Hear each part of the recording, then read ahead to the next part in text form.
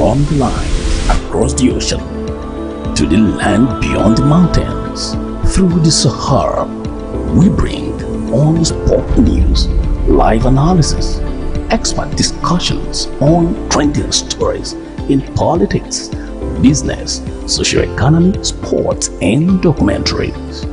So catch all the updates on the happenings around the globe. Stay focused on the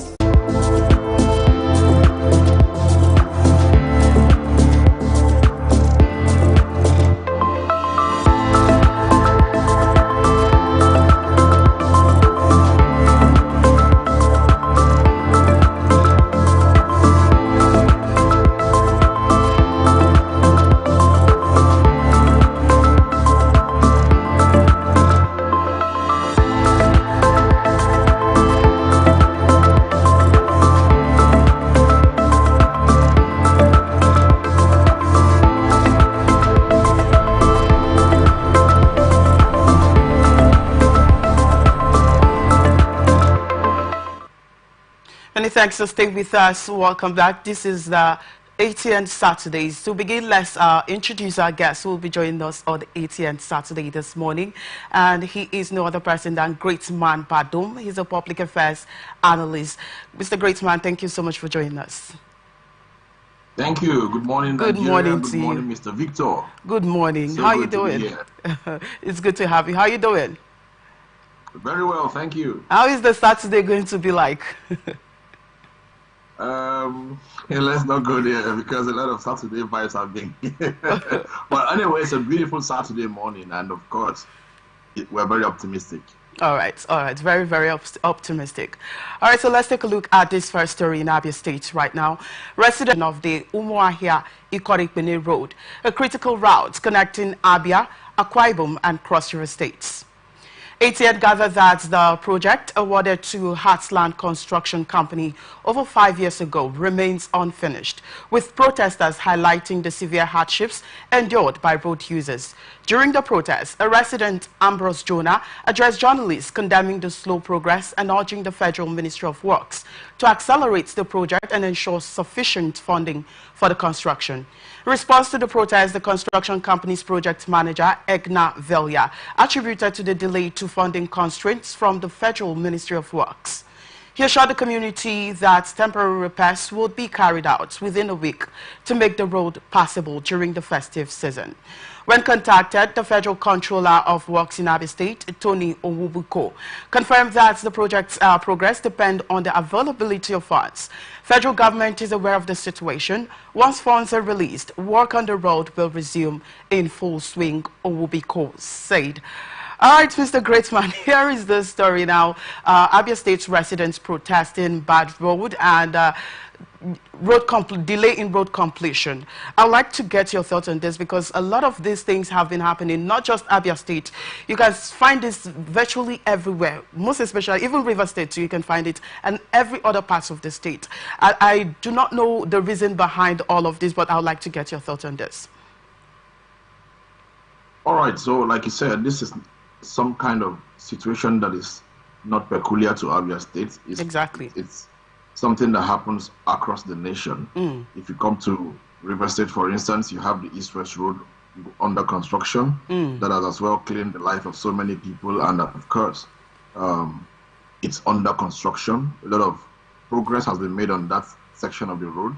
So looking at the situation from Abia State, which has come up on the news headline this morning, I think it is important that we call on the federal government, the Federal Ministry of Works. First of all, we cannot just do that without complimenting the man in charge of the Federal Ministry of Works, which is His Excellency Dave Umahi. He has been very good choice because, of course, an engineer being the Minister of Works really shows that you see the nature of job they are doing. You see the level of materials that are being used. You see that that is the expertise of an engineer. So we'll start by commending the Minister of Works for the great job they are doing across the country. But as well, we will always, demand for more. And demanding for more is not out of place. It is our right. It's not a privilege for us.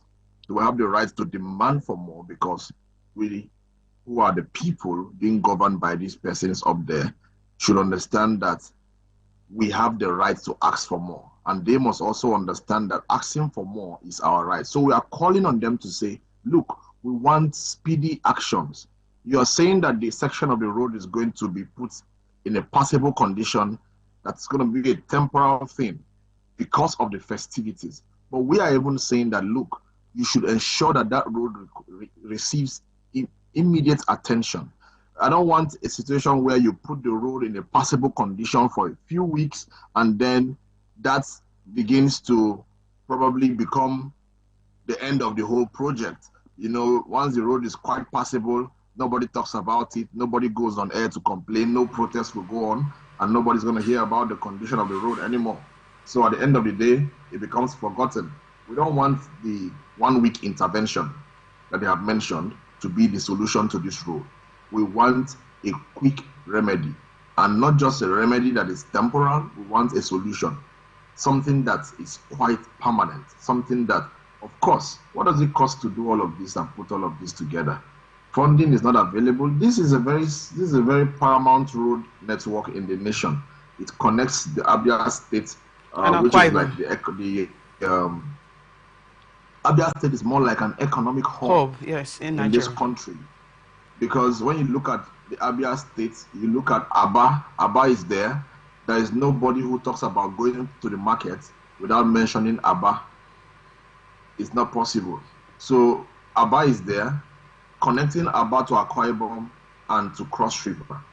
And of course, you know that Cross River is like a basin state connected to Cameroon. And of course, it means that foreigners can decide to come in from Cameroon to do business even in Abia State. So this road network being kept to this time is probably stalling a lot of businesses from taking place. So, of course, having commended the Minister of Works, we call on them to expedite actions on the construction or reconstruction of this road, making it passable, making it usable, and making it durable for the good citizens of Nigeria. All right, so okay, so now we'll also take a look at this construction company itself. You know, having to wait till people protest about the bad state of the road. Does it really make sense, you know, having to wait that residents of Abia State will have to come out to protest before they come out to say that, oh, we are going to do this road, we are going to do this work, we are going to, you know, make sure that it's possible for people to pass, most especially this during this Yuletide period. And then you talk about the Ministry of Works, right? I don't know, we feel like there should be sanctions for these people, for this construction company, because if there are no sanctions, don't you think that it will allow them to, you know, do whatever they like, even when they've been funded to complete the roads, and on the long run they fail to complete the project? Don't you think that there should be some kind of sanctions to them? I mean, that is why I began, you know, from the first question you just posed, that's why I began by saying that we need to commend them. It is our right. It is our right to ask for it. Okay. You know, it's only in Nigeria that I have seen so far that people who are in power, which we call power over here, it's supposed to be people who are in service to the people, public servants who are supposed to be serving the people, expect the people to feel that they are doing them a favor, which is totally wrong and saddening, because you are not doing us a favor. You owe us a responsibility. You owe us, it is our right to place demands on these things. These are basic amenities that should be put in place with the taxpayers' money, that should be put in place with the revenues generated from this country, from these various localities and all. So at the end of the day, making it look like we are supposed to be begging while you are doing us a favor, it's a big problem. We have the right to demand for what we know is basic necessity for the country to thrive. So, first of all, it's sad. It's sad for the construction company, whether you have the money or you do not have the money, based on what they just said. They said when funding comes, It means that they are alleging that funding has stalled the completion of the road. So when funding comes, you continue construction. It therefore means that while funding has not come and you are stalling the road construction due to lack of funding, you should be able to put up a public notice, perhaps a radio announcement, informing the people that due to lack of funds to proceed on this project is stalled for so and so time. This is to inform the people. Communicating to the people is important. If you go to other climes where things are working properly, you see that for a construction to take place, there will be radio announcement, there will be all kinds of announcements, there will be circulars, they will create alternative routes. They are going to ensure that people are put in a very conducive route before construction takes place. They don't just, it's in this country, I see that wake up anytime and just do what we like. Somebody just wake up and close the road block, road closed, turn and nothing is being done about it. So when you also talk about the sanctions as well, I think the Federal Ministry of Works has the responsibility to sanction whoever they have contracted to deliver on a project. If we have contracted you to deliver on a project and then you are coming to say funds are stopped,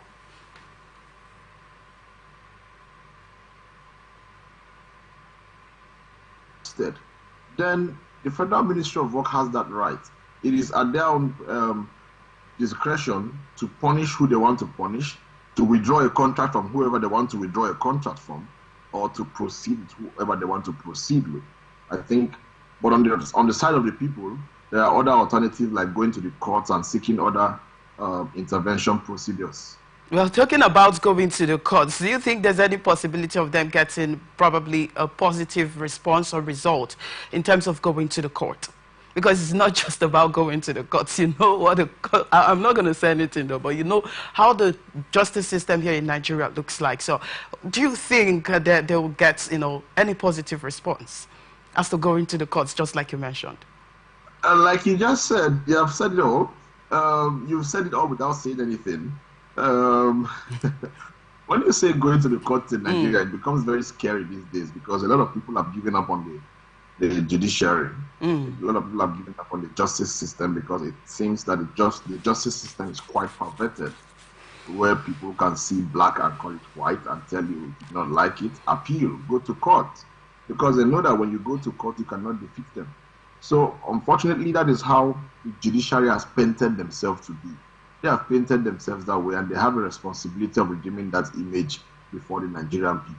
It is very important and crucial that we do that, because most of the challenges and problems of this country that we have today are from the judicial process. I keep asking, how is it possible for some politicians and their cronies to get court judgments in less than 24 hours, to block a procedure from taking place, or to get an injunction that stops this, that stops that? Meanwhile, people have cases in court for years.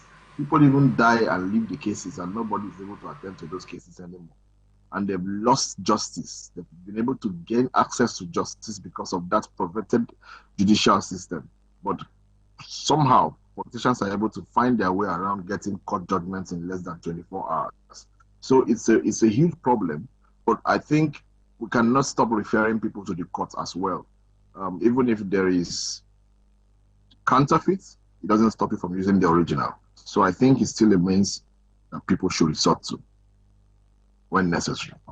Well, I still cannot get my head around the fact that federal government is also aware of the situation, but up until now, nothing has been done to that particular road. So I don't know, would there be anything that the federal government will have to do, probably to facilitate the construction of that road? What do you think? There is, from what the contractors have said, there is nothing more the federal government can do aside disbursing funds where funds are necessary. And that's why the federal government we're talking about is the Ministry of Works. The Ministry of Works is the federal government in that case, because the Ministry of Works is the one in charge of that project. So the federal government has the responsibility of fast-tracking this process by making funds available, by back-to-back supervision. You don't just, one of the things we have problems with is supervision. We contract roads to people, and then it's like breakthrough for them. It's like you're giving them a testimony. That's their breakthrough. He has already built 10 mansions from the money he was meant to use to construct the road before he even begins to start the construction process. And at the end of the day, the monies are shared and shared and shared, and what is left for the road is less than 10% of what can even do the road. And then they begin to use substandard materials just to augment and complete it. For those who even have the conscience to complete the road project, those who do not even want to do it at all will just abandon the process and walk away from it. So the federal government has key roles to play. First, if they say funding has been exhausted, make provisions for funds. If they say funding is there, go ahead with proper supervision. We need proper supervision of the road projects that are being contracted. Some of these roads are contracted to politicians. And then the politicians begin to outsource them. Before the whole outsourcing process is done, they've shared almost half of the money. All right, so thank you so much for that thoughts there. Let's take a look at the next story now. President Bola Tinubu and French President Emmanuel Macron formalized a partnership on critical infrastructure development and agricultural sustainability by signing 2 agreements in Paris on Thursday. During the visit, the United Bank of Africa (UBA) announced its plans to commence full banking operations in France. UBA Group Chairman Tony Elumelu signed the agreements with French Minister of Economy, Finance and Industry, Antoine Armand, in a ceremony highlighting the French government's support for UBA's expansion into the European market. Elumelu emphasized that this move strengthens UBA's mission to provide seamless international banking services across Africa and Europe. Additionally, Zenith Bank launched its operations in France as part of its economic collaboration. The agreements were signed at an economic forum attended by business leaders and government officials from both nations at the Palais des Élysées. The letters of intent outline commitments from both countries to collaborate in various sectors, including healthcare, transportation, renewable energy, and human capital development, with a financial backing of over £300 million distributed across Nigeria's geopolitical zones. The Nigerian Minister of Finance, Wale Edu, and the French Development Agency, AFD, CEO Remy Rioux, also signed an agreement to support Nigeria's renewed hope agenda aimed at economic stimulation through sustainable projects.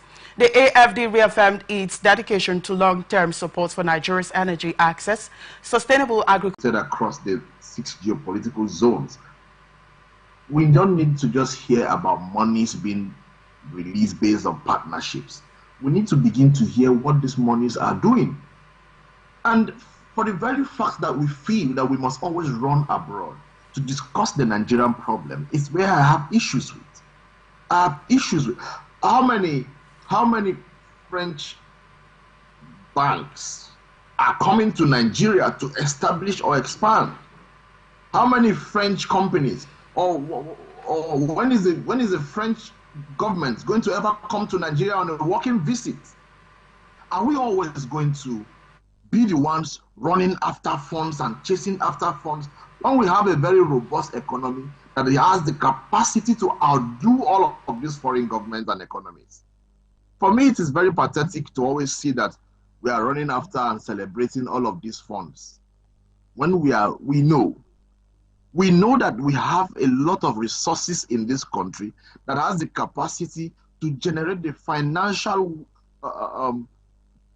resources to take care of Nigeria. We have what it takes to run this country. We always go to France, we always go to China to go and discuss the Nigeria. You call a Frenchman, or let me say you call a foreigner. Let it not look like I'm taking it out on the French people. You call a foreigner and say you are a foreigner. Can you provide solutions to the Nigerian problems? How does he provide solutions to the Nigerian problems when he doesn't sit down and call us to the table? Let everybody sit at the round table and talk. We have the solution to Nigeria. Is it technology? We have the technological advancements coming up here. You are suppressing them by not believing in the local content that we have. We have a lot of young people doing things here. Is it whatever sector? Just mention whatever sector. You find it that people are doing something right here in this country that can affect positively any sector of the Nigerian economy. but you do not believe in local content. You wake up in the morning, you jet with a lot of ministers, you know how much it costs to fly. Well, That's my opinion. the letter of intent also outlined the impact it's going to have on common Nigerians. It includes sectors like healthcare, we have transportation, we have renewable energy, and human capital development, aside from seamless banking. So this, partnership is going to, Nigerians who benefit from it in sectors like healthcare, transportation, renewable energy, and so on. Don't you think that... I disagree with that. I disagree that 300 million naira of euros donation. We don't need it. Nigeria has more money than that. The money in this country is much more.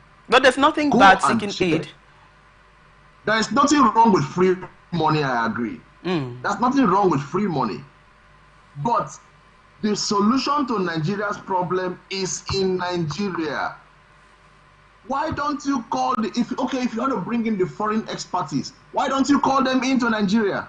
Let me tell you, sir, if you look at the trip that the president has made, he has flown out of this country with his wife, with several governors, with several ministers, with a plethora of aides.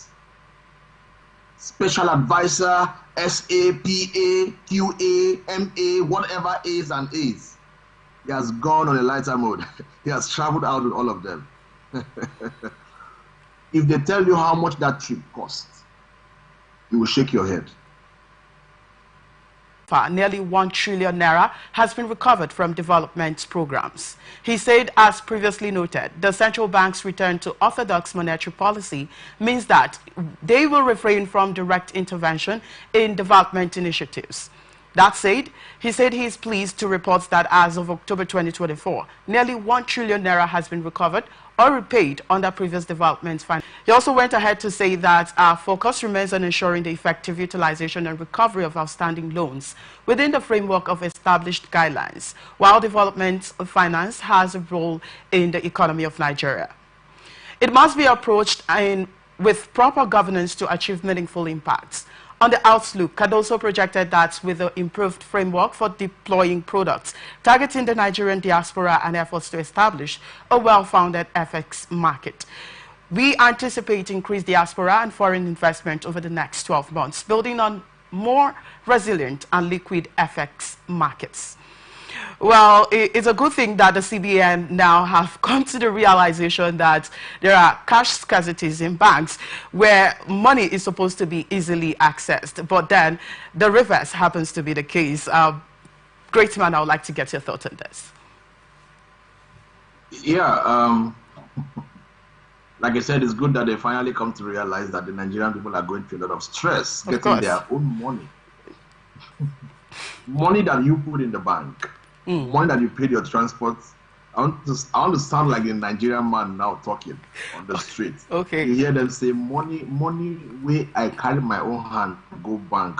Like we talked in the previous story, going to the to Europe to expand and all. When you go to those places, you see 24 hours ATM. You come to Nigeria, you see 24 hours ATM. Are they the same thing? They're not the same thing. Why our president are very intelligent, smart, knowledgeable. But when we bring out all of this, so there are areas you go to, the subject of cash scarcity is not mentioned. Cash scarcity is mentioned among some other areas. Where is the money that services these other areas I mentioned? Where is the money coming from? Is it not the same Nigeria? It is the same Nigeria. So let us just wait for the CBN to do implementation beyond announcements. Well, they also said that they have saved over 1 billion or 1 trillion naira in the past 1 year. Wonderful. Go and convert the money that France is giving to Nigeria.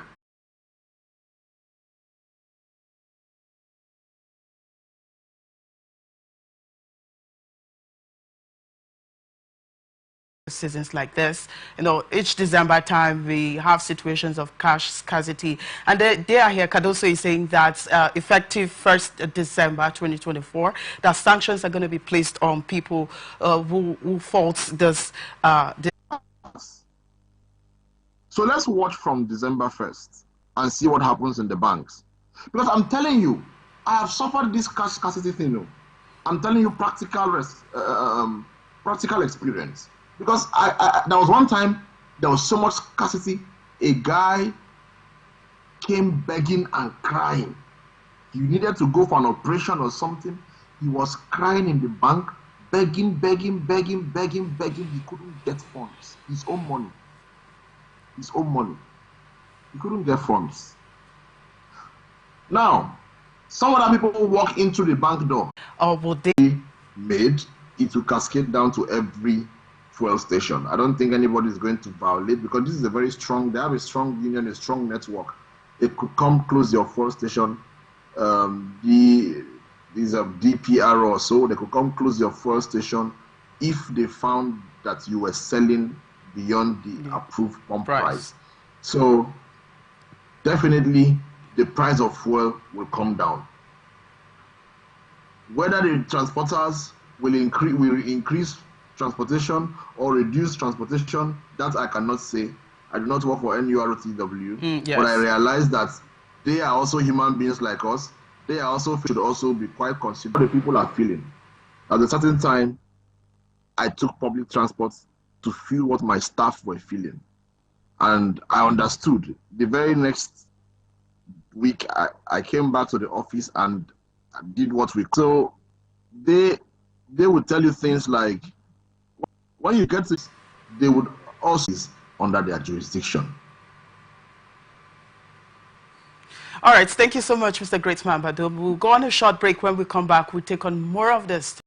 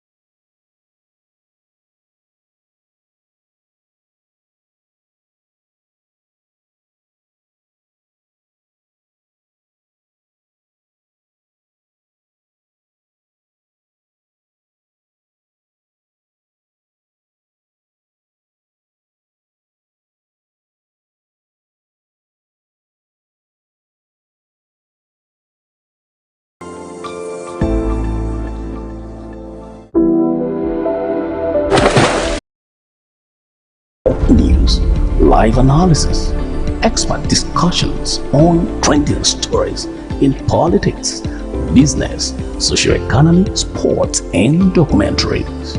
So catch all the updates on the happenings around the globe.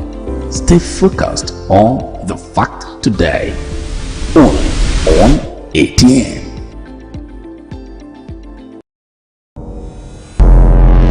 Every day our lives are changed by history, leaders, politics, nobody's ambition is what the blood. natural occurrence, war, and the world economy.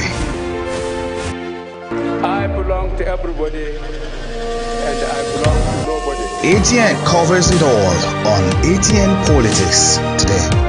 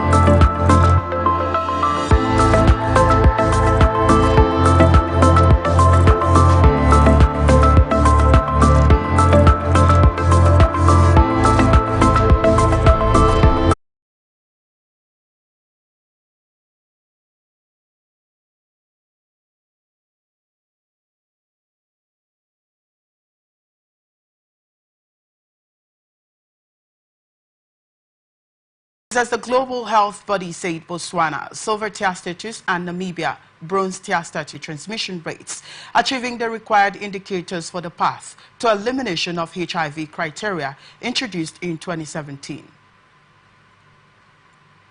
World Health Organization, in a message by its Regional Director for Africa, Dr. Mashidiso Rebecca Moeti, ahead of the World AIDS Day 2024, commemorated every December 1st. However, said remarkable reductions in the number of new HIV infections and AIDS-related deaths are being recorded, with the number of new HIV infections higher outside of sub-Saharan Africa for the first time in 2023. It said the African region is also implementing effective biomedical HIV prevention methods, with countries quickly adopting and implementing pre-exposure prophylaxis PrEP and violence, complicated by stigma and discrimination, especially amongst marginalized populations. Threatening barriers to access. World AIDS Day also provides an opportunity for reflection on the achievements. African countries have made significant progress with a change in the trajectory of the epidemic over the past decade, evidence of the notable successes in HIV control and response. This is despite having the highest HIV burden globally and comparatively fewer resources to fight the epidemic. And we have joining us our guest today, Great Man Badom. He's a public affairs analyst.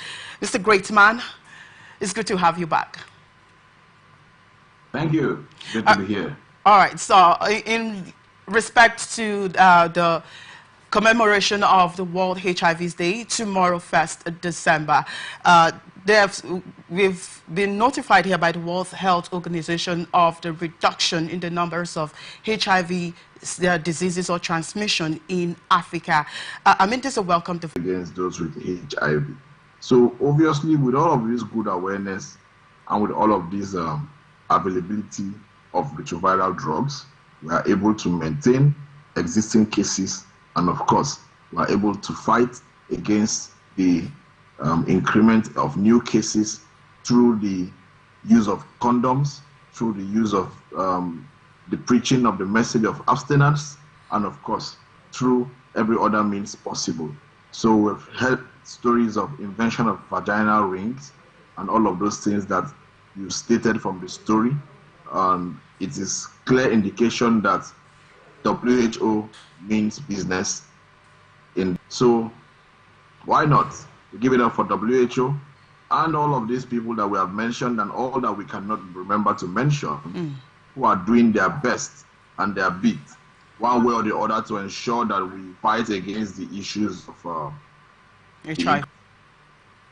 All right, to commemorate this World's Day, AIDS Day 2024, 1st of December, yeah, the theme is Take the Right Path, My Health, My Rights. What would you make of this thing? Because, you know, you talked about sensitization, that it was due to sensitization that helps in the reduction in the cases of HIVs and all of this. So with this theme, what would you make? What do you think should be done? What other forms of sensitization do you think Africans in particular needs to be aware of?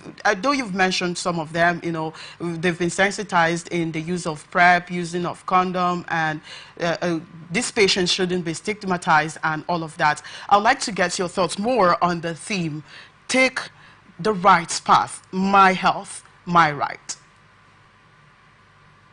So basically what I get from the theme, Take the Right Path, means the first thing is they are trying to let you know, once you get that news, the first thing you should do is visit the appropriate authorities to ensure that you get adequate attention and medical intervention. All right, then let's. But if you talk about what else we can do in advocacy and sensitization, okay, the media has done a lot, and they also keep.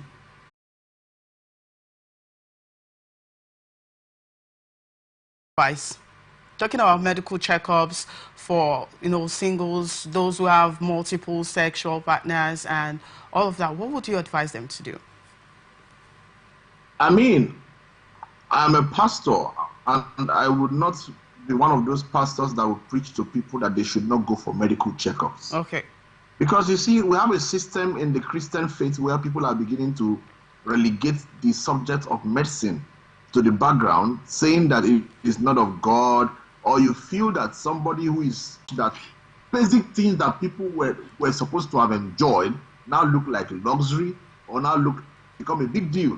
But health centers should have been littered all over the place with sophisticated facilities that you just walk in there and you enjoy being a citizen of this country. God will help us to get there, that's what I always say. All right. God will definitely help us, by the way. All right, to our next story now. Ngozi Okonjo-Iweala, the first woman in Force Africa to lead the World Trade 9, via its verified X, formerly Twitter, account, stating, breaking, the General Council has appointed Director General Ngozi Okonjo-Iweala for a second term, effective 1st September 2025. More details to follow. The World Trade Organization confirmed that its 166 member states unanimously agreed to extend her leadership, a decision finalized in a closed-door session of the World Trade's General Council. Okonjo-Iweala, 70 years old, who is for making every Nigerian proud and for making Africa proud. We do love you and we do celebrate with you. I mean, I'm going to borrow your words. She's one of the person, you know, the trailblazer of Nigeria. We have lots of them. We have the musicians, we have Nollywood actors, we also have footballers, the athletes. I mean, they're really doing incredibly well. I must really comment. You remember that reminds me of the interview Davido had, you know, when he talked about Nigerian leaders and all of that. We have so many people trailblazing Nigeria, putting Nigeria on the spotlight. But then what, you know, there's something that goes around my head. I keep thinking every day. I said, what is really the problem of Nigeria? If we could have figures, we have people of this caliber. I mean, why is Nigeria at the state that it is? That is why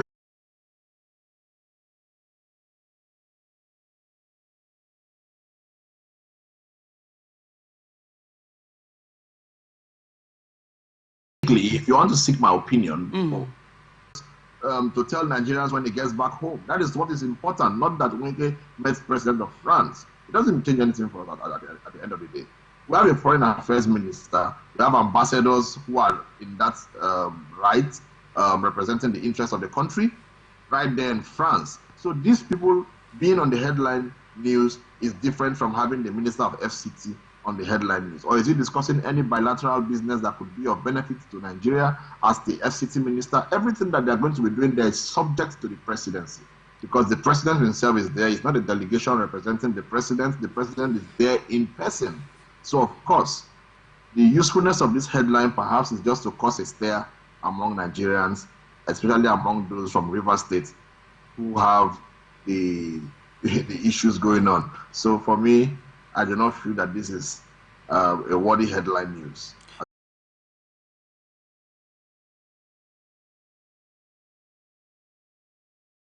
Young people, the man who stands and the flag stands behind him is right there in France. No, so you don't think the Federal Capital Ministry minister is not representing the voice of the people? The president is there. The president is there. These are just media shenanigans. We came meeting the president and shaking hands.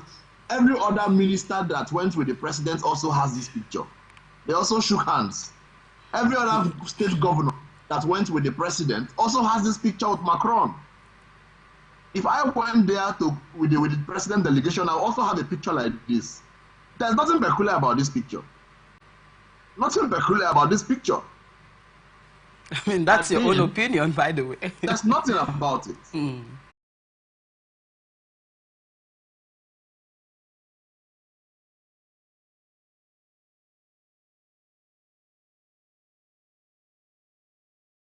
About Tony Elumelu, you can see it.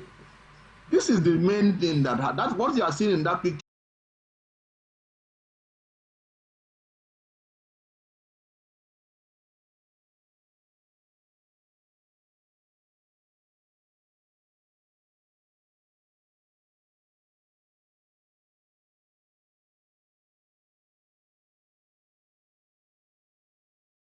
Officers involved in oil theft. He disclosed that top-ranking officers often exploit postings to oil-rich regions to enrich themselves. In a statement he signed, Adeyanju said Soyombo's arrest under the guise of oil theft is an attack on press freedom. ATN had reported that Soyombo, alongside others, were arrested for oil bunkering and have been in custody of the Nigerian army in Port Harcourt for 3 days. Condemning his arrest, Adeyanju faulted a remark issued by the Nigerian army. However, Adeyanju said, I condemn the unjust arrest of Fisayo Soyombo, a respected investigative journalist detained for 3 days. His arrest under the guise of anti-oil theft operations is an attack on press freedom and an attempt to silence his efforts to expose corruption.